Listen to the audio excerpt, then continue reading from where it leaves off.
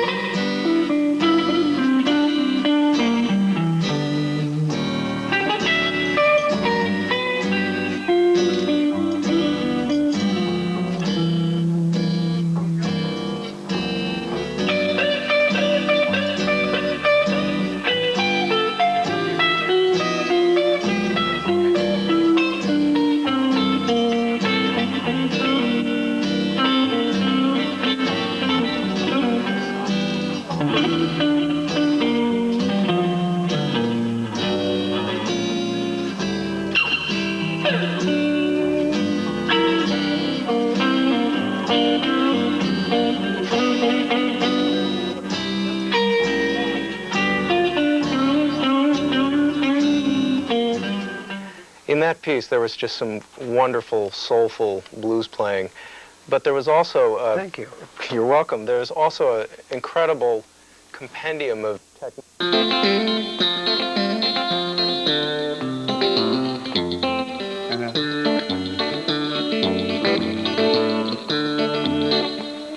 And anyway, you go. You know, you can do all... Can you demonstrate for me a whole tone scale slowly at first, and then show me what kind of variations you would take from that? Sure. A whole tone scale is, say, in G.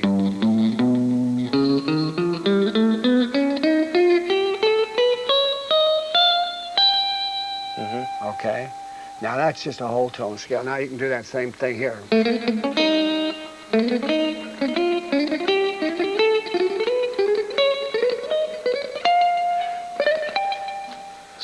So what do you do? Each note you're beginning on is part of that scale? But you're mixing a chromatic. See? I see. So you start on one note, but then you do chromatic, and then you finish on a note that is part of the whole tone scale. It depends upon, it's not something that you plan or you practice. It's something that at that moment you say, the chords are changing, you know, you're playing a melody, there's a song going by. So it don't necessarily going to sit and wait until you finish the run. And so consequently, you have to change with the particular chord structure of the song. So constantly, you're on the move. And sometimes you'll say, well, I'll play a whole tone here, but I only want to play it for 2 beats, or 4 beats, or 6 beats, whatever. And then you're going to change to a diminished, now you're going to change to a chromatic diminished whole tone. Can you play an example of where you would start out with a whole tone scale and then go to a diminished? Oh, sure. Passage? Yeah, it is. Now,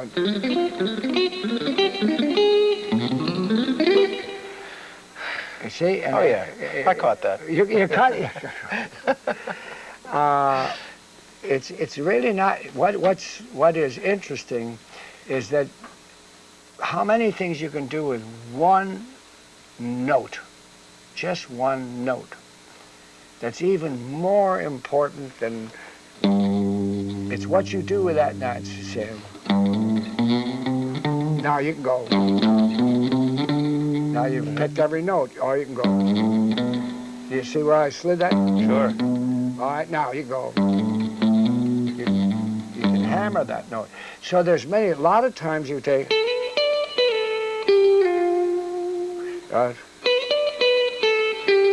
you can pick it. Now, if you pick every note, it gets ta ta ta ta ta ta ta. But see? Yeah, I like that better in this case. It flows easier, and all of that. How do you decide what note to pick, what to slide, what to hammer, and what to bend? If I could figure it out, I'll never figure it out. I'll never figure it out. Again, you're reading the audience, and you find out that for some reason or another, you're pouring this out from inside, and you're saying, this is what I should do here. You play a note, and it just lays there. This guy just seems to me to be a dead fish, right? But now you can mother that note.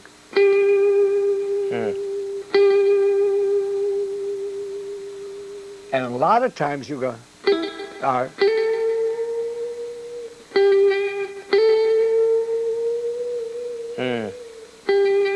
There's so many things you can milk that you can get out of it. It's not how many notes you play, it's what you say. With the notes that you do play. You can use big words or you can use little words. So, for example, let's take that one note. Are there different ways that you would vibrato it? Say you had to hold it, it were a whole note or something in the melody. Especially if you got a lousy guitar and it just don't like it. Let's say it's a dead note. Okay. I see. And all notes, you know, as the string goes, it's going like this in waves, and there are nodes. And so you have dead spots. Okay. And so the natural thing to do is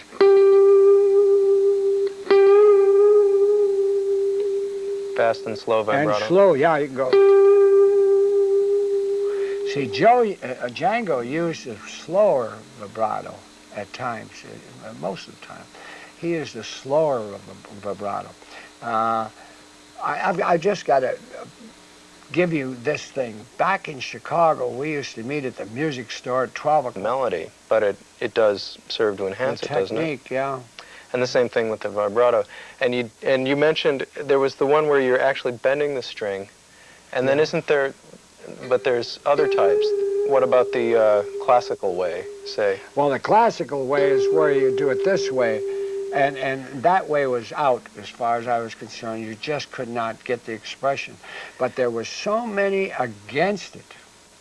But if I go back to Chicago, Lionel Healy's, and I just, to the best of my memory, can't think of anything that is a better example of people rebelling against change.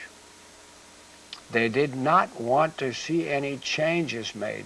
They didn't want to see an electric guitar. They didn't want to see you. If you didn't grand bar that chord, forget about it.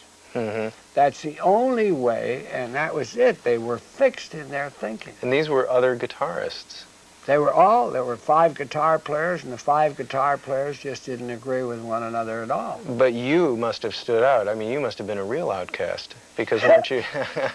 I mean that in a nice way, of course. Yeah, well, they'd say, well, he's out there somewhere. If I came over to the music store and played a run like this. Yeah. Now, that a thing, what in the world is that? Okay? They would think like this. It just wasn't around. They didn't do things like a trill, a simple hammer pull trill? In Segovia, I'm sure it was there, but they just didn't relate to Segovia. Certainly one of the most controversial things that you could have been doing at that time was bending strings, and you were doing that, weren't you? That hammering, pulling, okay, those were all no-nos. Those were all forget about it. This is just something that you should, tricks they call them. Right, in a derogatory sense, they weren't. Tricks, they were just things because they hadn't been used or heard of before. They're not supposed to be there. So what about bending strings? That must have really sent them. Well, when you bend a string, you were kind of out there alone, you know, and you just say, well, I don't care about those guys. I'm going to go do it because it sounds good to me. I'm going to do it. And there were so many guys that couldn't pull strings, and so some very, very fine guitar players that just couldn't pull strings. So they had to go, That's the only way they couldn't do it. They couldn't pull them off. And if they couldn't pull them off, they just... So they did it that way instead of...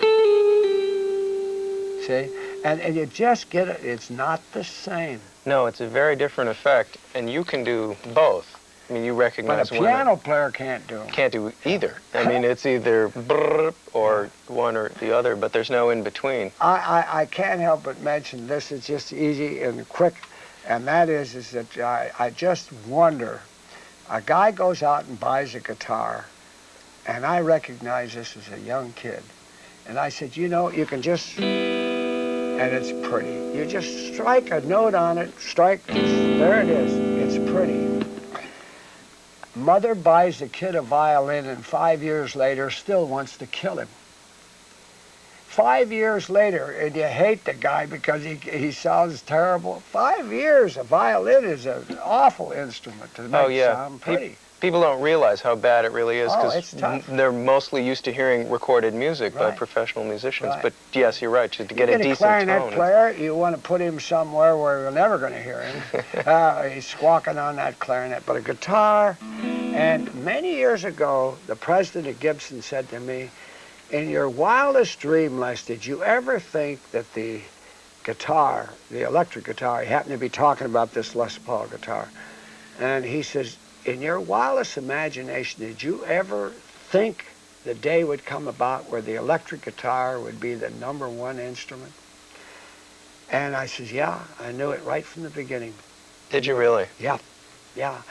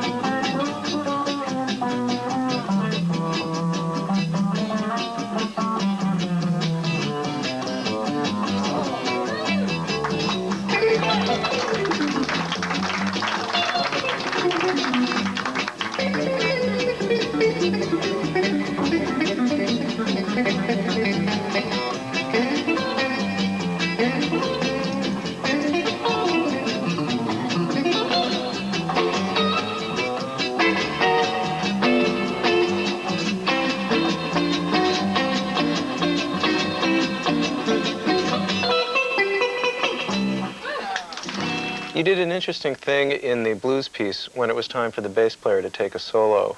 You actually took over the bass line. Can you tell me about that? Yeah, the idea was that there would be more or less a vacant hole there, and there was nothing a bed for this guy to lie on, and so the bass player felt as though there should be something underneath there. And so I would comp on the guitar and play comp behind him, and that works fine. That works fine. And it depends upon, again, right at the moment, what is the bass player saying? And if he says something that's a simple line, like he's going bum bum boing, bum bum boing. Now I could just hear right ding ding ding ding ding ding ding ding ding ding. I hear a bass line going. I say, hey man, you know. And so I said to the bass player, do you mind? And he said, no, I don't mind. So we just tried it. Do you play 2? Do you play 4? Okay. Now this bass, playing this bass part is so old for me. This goes back to 1933 when I first, my trio went home, and so I didn't have any other way of doing it. So I just said, I'll do it with my thumb. You know, and by putting a lot of bass into it, you know, with the EQ here, I can get a big, fat, round sound. And if I get that behind the bass player, it was either in the first or second show. Did you notice they applauded in the middle of the rhythm? That's right. They're applauding because of the rhythm we're playing, which is highly unusual. That someone's going to applaud Lou, my guitar player, and myself for playing background, and you get a hand for doing it. It was a nice role reversal. Yeah, and that gives him something so that he's not out there lonesome all by himself. In fact, he was the guy that thought of it and says, would you play that bass line behind me? And I said, sure. And so it depends upon what he's doing at the time. If he's busy, then I'll say it's time for me to get out of his way. If he's not busy and he needs something to fill that hole up, then I go there. And so consequently, the rhythm guitar player over on that side, he's sitting there waiting for me to make a decision. And I'm listening to the bass player, and the bass player is telling me, here's what I'm going to do. And he's ad-libbing, so he doesn't know what he's going to do a second later. And he may change. And I'll tell you another thing that happens, and it happens so often, and that is that if you play something of interest, you will turn him on, and he will not continue what he's doing, but he will connect onto my boxcars. He's on my train track. And then we're into a feud. We're into a thing now where we're starting to swap licks. You're fueling each other, or you're Absolutely, feuding. There's an interplay there. And the audience reacts to this immediately. If he's listening to you and you're listening to him and he's going to change the next minute, how do you keep it from becoming a train wreck? It's potentially dangerous, isn't it? But isn't jazz that way? Isn't that what it's all about? I guess good jazz is. Good jazz is to walk out there and do it. You hear a great tenor man playing a solo, and if you think he sat home and he's fixed himself into this thing, he's going to play it night after night exactly the same way. I spent too many nights with Lester Young and Coleman Hawkins and the great, great players and the Art Tatums, and I saw them and how they would ad-lib and how they would do this. I grew up and threw up on it. This is nothing new to me. I just was with the good and with the bad, and I saw it. And that's why, I guess age, you can't beat age for that. If you're out there long enough and your antenna's up, you're going to learn something. Right. And what I've learned from it and applied down there is to try to help the singer, if he's singing, to play the right thing behind him, and to do the same thing with the bass player. That bass player, so the rhythm guitar player, he and I have to be on the same wavelength all the time. And as soon as he sees me react, that guitar player almost immediately locked in with me and he goes. And I'm sure it's that way with the guys with groups out there today. I'm sure that they feed off of each other and find where to hang their clothes out on the line.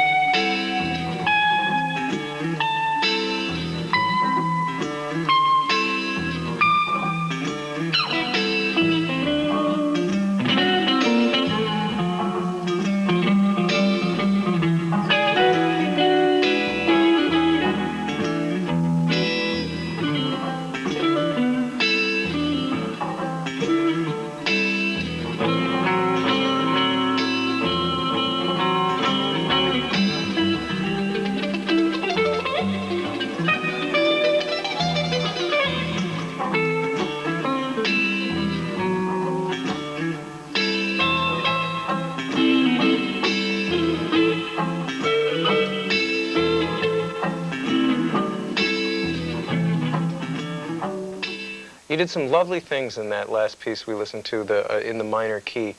What's different about a piece in a minor key as a player, as an improviser, when you approach it? Well, in this particular case, we're talking about this particular song, in this minor key, it gives you a lot more room to stretch out and to do something with it. A major key and a minor key, they're just two different worlds. When you go into the minor key, I guess it comes from the Asia, and over in there it was very popular. In the Mediterranean, it was very popular and everything else. And a lot of people, even Django asked me this, but many people have asked me if I was influenced by the European countries and the Asiatic countries, and I said, not that I know of. I write that way, I think that way, and I love that way. And so I love playing in minor keys.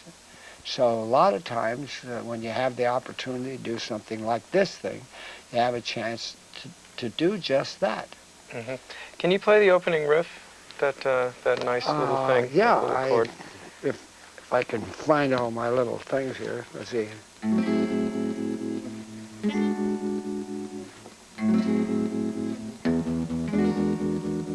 So that's an A. The first is A minor, some kind of A minor chord. It's an and augmented. Then, yeah, with an A.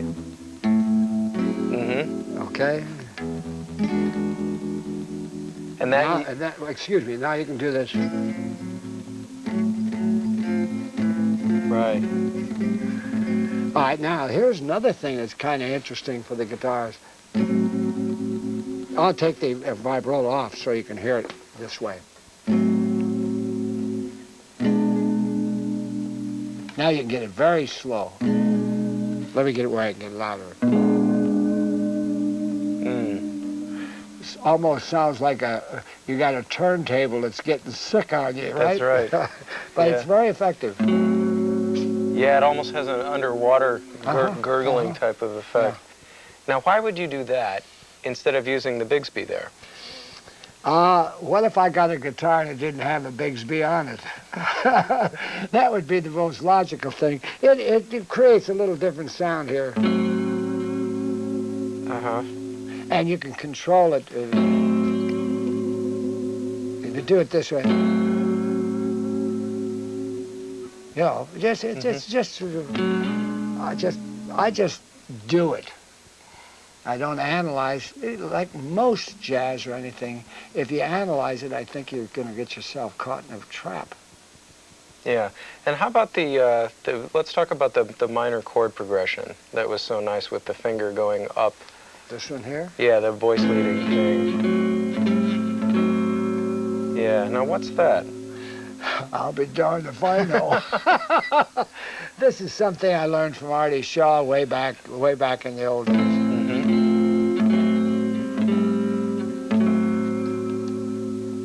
Yeah, there's other neat things too. Just while we're talking about chords, how about the augmented chords? How did those come about? There's two. There's these here, this way. Right, and then there's another one. Yeah. I'm sort of it's sort of a trademark with me. Just about everything I do, I will do this.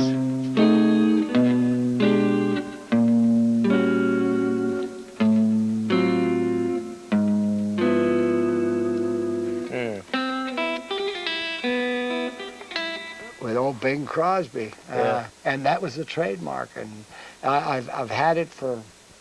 I've had it, period, but I've had it for a million years of playing. It's just sort of part of my style, playing, I guess. So you never think about when you're going to throw these chords in, they just come to you? No. You never have to think in advance about what you're going to play? No, I think most of the time I'm getting my jury, they come in with what they want to hear. There's another thing that I think you may use to kind of, it's almost mischievous the way you use your dynamics. I'll notice that you'll be real soft and sensitive. Notes you can't even hear with your fingers. They're almost implied and that you'll deliver to the pretty girl in the front Oh, row. I know. You mean you're talking about like the word like that? Oh, yeah. And you can just see her. And, boy, I'm telling you, if she didn't cross her legs, we'd have a problem. Then, by contrast, you can also hammer home the guitar like that is startling and surprising. That's a Les Paul trademark. I mean, when I hear that, and certainly last night, you made people jump, literally, in their seats. They reacted. I think it's terribly important with all great musicians or anything else. You've got to have those dynamics. That's it. Yeah. Otherwise, you become very plastic. Everything starts to be a drone. But you really use that in a way I've not heard in modern music. And I don't know are the reasons is because you have to compress the sound to make it fit in a certain bandwidth. What is the reason that you don't hear that? With others, or with me? With me, there's. We were talking about this off camera, but there are many ways of doing this particular thing. Or you can come right down on it. Now, there's a difference between. Now, if I'm ending a song, I may do it here. You wanna? And in the middle. And now you can get sharper than that, and then you get sharper than that. All kinds of things that you can do. Yeah, and that's a very brittle sound, the one that you did by the bridge. Mm-hmm. And then you did the very sweet-sounding one that was over the fingerboard. But it's all in the realm of dynamics. Yes, and it's an expression. A lot of times you want to get that message across, and you've just played a very thick note. Okay, and now you don't want that. You put them to sleep. It's time to make a change. Okay, somehow you just sense that it's time for something to happen. And so you'll, depending on what the need is, you'll either zap them or you'll kind of seduce in this case, them. you zap them. Yeah. Yeah, because you were being pretty seductive with those bends. Those are pretty hard to resist. If you're doing something that's going to make someone cry or anything like that, what you do ahead of that is you make them laugh. Mm. Okay? So the contrast is between a laugh and a cry, and you play the same way. That's interesting. So it's much more dramatic if you first make them. Absolutely. Yeah. So you get them real high, you get them real low. That's the contrast. It's so important. There was a wonderful little flourish that you did down in first position based off of that A minor piece. It was a kind of almost a Spanish flavored. Oh, yeah. Yeah, thing. That's this.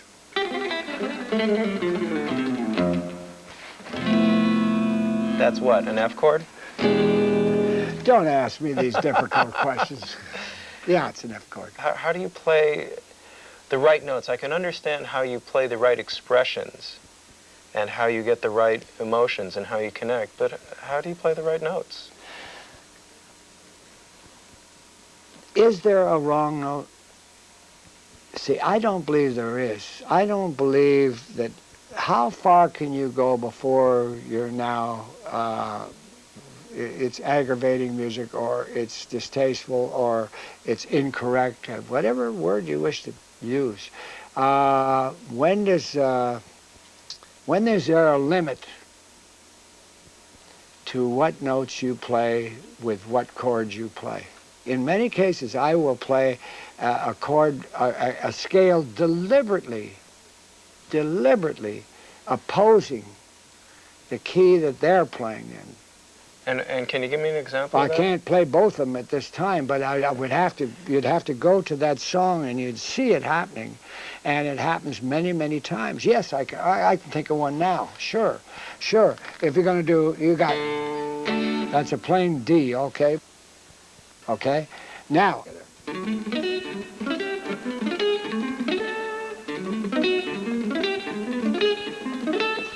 Okay. Now all those aren't fitting that chord. But it sounds fine. Sounds fine. Sounds great. Yeah.